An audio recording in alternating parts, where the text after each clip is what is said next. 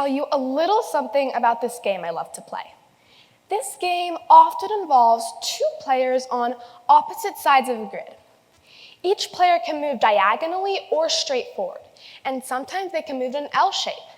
It's an intense battle where you try to control and defend the side that you are on. You also try to attack the other side.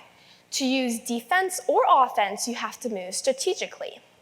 You must anticipate and predict your opponent's actions, sometimes even several moves ahead.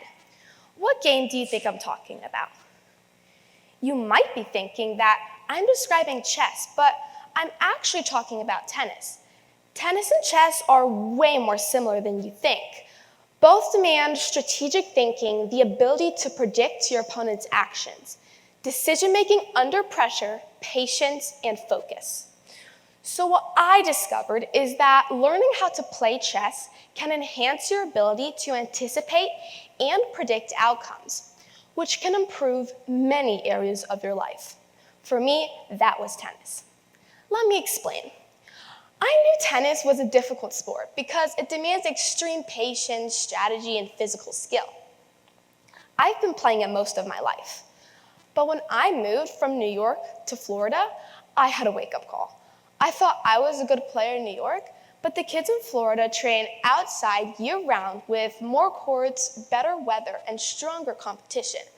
I was not prepared for this level of intensity.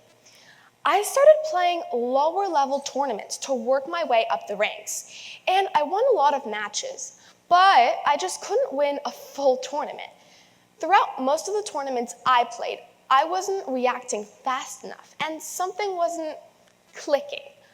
I knew it had nothing to do with my skill, but with my mindset. For example, in the semifinals of a high-level tennis tournament, I only started moving toward the ball when it was about to bounce. I should have anticipated where it would land right as the ball left my opponent's racket. I could have looked at how she prepared and got ready for the ball, which can tell me a lot about the next shot she would hit. To help me think more quickly on the court, my parents suggested playing chess to improve my strategic thinking.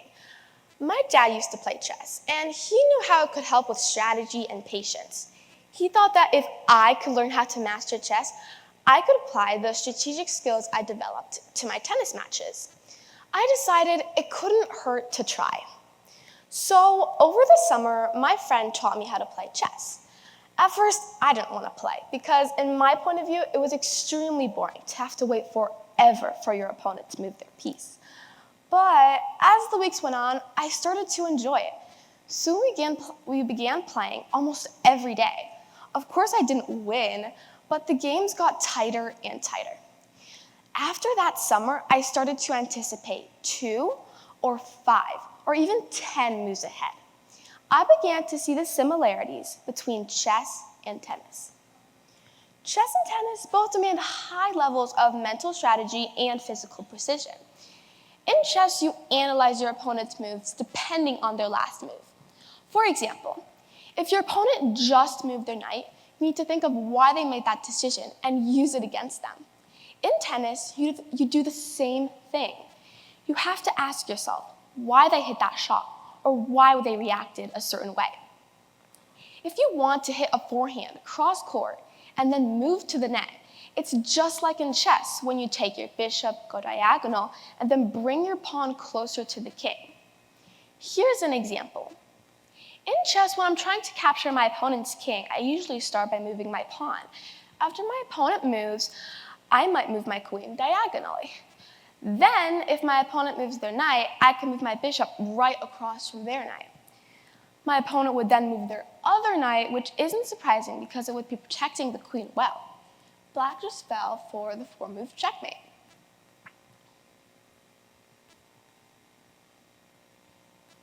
Tennis is almost exactly like this.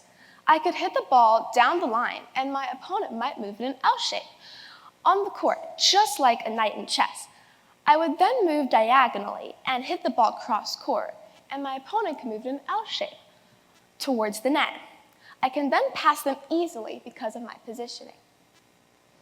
My parents were onto something about chess teaching me about tennis. And research shows that it helps in other areas as well. According to studies by Professor Ricardo Ortiz-Pulido, chess can help kids my age with math, reading, problem solving, and organization.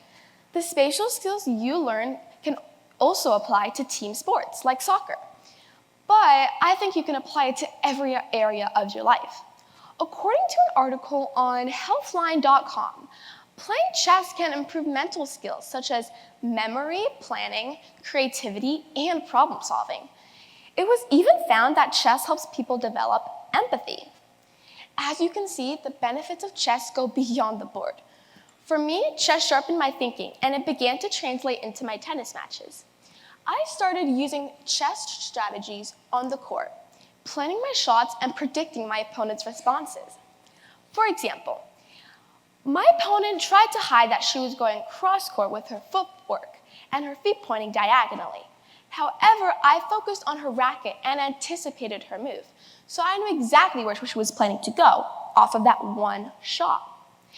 After the summer of playing chess, I made it to the final of a high-level tennis tournament, and the week after, I won a full tournament, and the week after, I got to another final. It was no coincidence. Chess transformed me as a tennis player, and not just that, but as an overall individual. Imagine what you could achieve if you played chess. Thank you.